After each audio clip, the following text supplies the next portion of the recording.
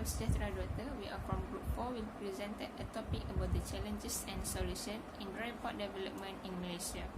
First, let me introduce my group member, which is the first one is me, Nurul Najwa, and next Syazatul, Janar, Nurain, Nabilah, and the last one is Thabari. My part is introduction about the dry pot. Dry pots are specialized facilities for handling standard containers used in international trade. This dry pot platform is built on the top of a rail-connected port to an inland port facility, allowing shippers to lift or receive goods in an intermode loading unit as if they were in port. Then, in nowadays, the shipping industry is very important in the economic sector. Next, for the background and context, development in dry pot should also be upgraded to attract foreign investors more in Malaysia. This is also because foreign currency is very valuable and able to improve the economic sector in Malaysia. So, this research was conducted to focus on the development that took place in terms of technology, human resource, and the development that took place after the COVID-19 attack. Malaysia's dry ports suffer a variety of issues, including insufficient rails, irregular container building on a twin decks, a high reliance on a single method of transportation, a lack of recognition from the port community, and competitors from local port, so according to our problem statement. Next, our research question is how far does development in Malaysia's dry port bring challenges, and what is the solution to overcome the challenges in the development of the dry port? The last for my part is relevance and importance of the research. On the research that our group do is to overcome the solution for challenges in dry port like the mentioned in a problem statement. This is our literature review. The key concept, theories, and studies is development.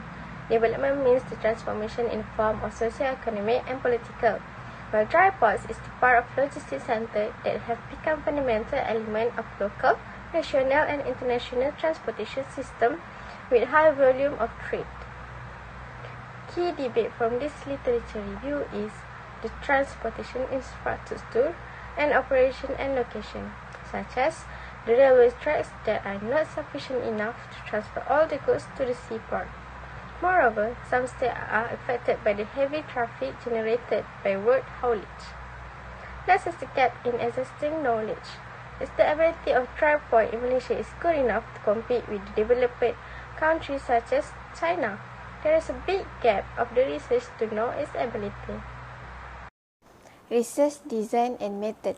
In this research design and method section, there are 4 methods used to make dry port research in Malaysia. In this part of research design, we choose a qualitative technique that involves the experience and view of respondents on the topic of our study. Next is the sampling method. This study chose to make a snowball sampling example for early respondents who in the interview may be able to suggest another respondent who are more experienced in the case of dry pot. Next is the instrument study method, which is the method to collect, analyze the data relevant to the study. In this study, research chose to use in-person and online interview method. In addition, data collection is important to achieve study information. The method of collecting information chosen was the survey method, which involved interview and survey of the study area. Next, the study analyzed the data, chose the method of theoretical study approach. That is, the theoretical approach is used in order to when the research lack idea to obtain information. The research can apply this theoretical technique such as describing the data obtained. Next is the objective of our study.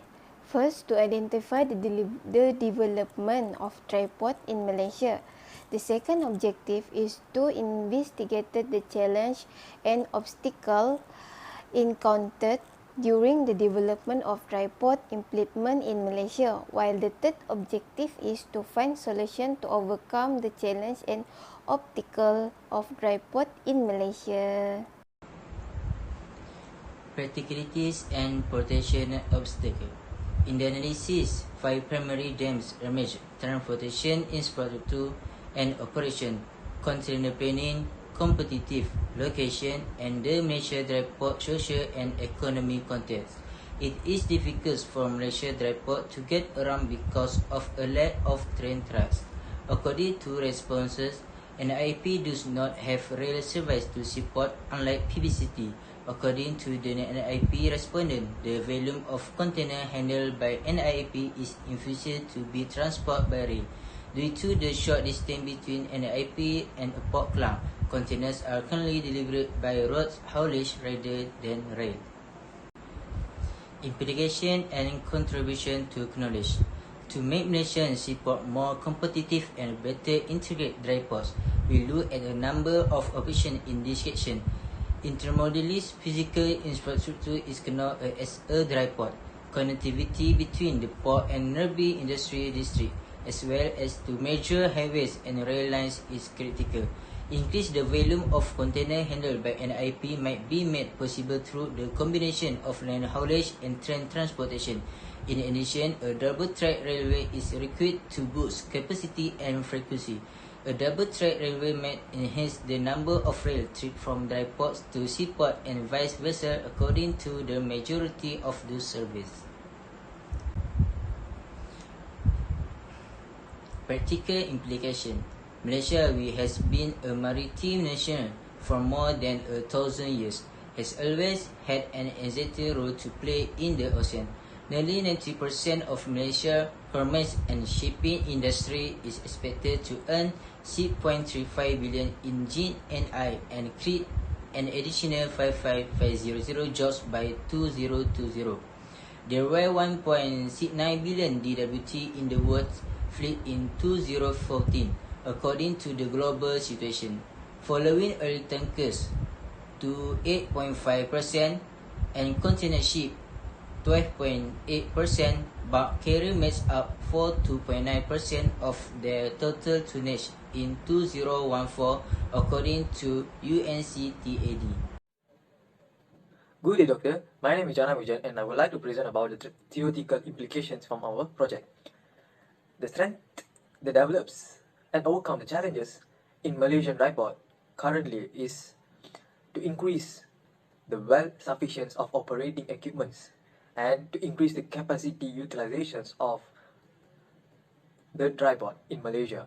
Infrastructures and transportation facilities such as roads and board roads, as well as sufficiency operating equipments, are the key considerations for Malaysian dry port operations in terms of capacity utilizations are the main source to strengthen the Malaysian dry port system. Even dry ports cannot take advantage of economics of scales unless they have enough capacity and accompanying equipments, as well as larger roads and highways, and room for some container storage, and well known as a warehouse. Additionally, dry ports should allow active involvement of the private sector toward PP in future dry port developments that encourage flexibility in operations and greater sufficiency for the fund allocations as an infrastructure development. PPP, public-private partnerships, increases the operation flexibility while also ensuring adequate funding for the infrastructure development in dry ports. So, involvement of public-private partnership (PPP) is most efficiency challenges that they could take to increase and overcome the issues that are happening in dry port in Malaysia. Thank you.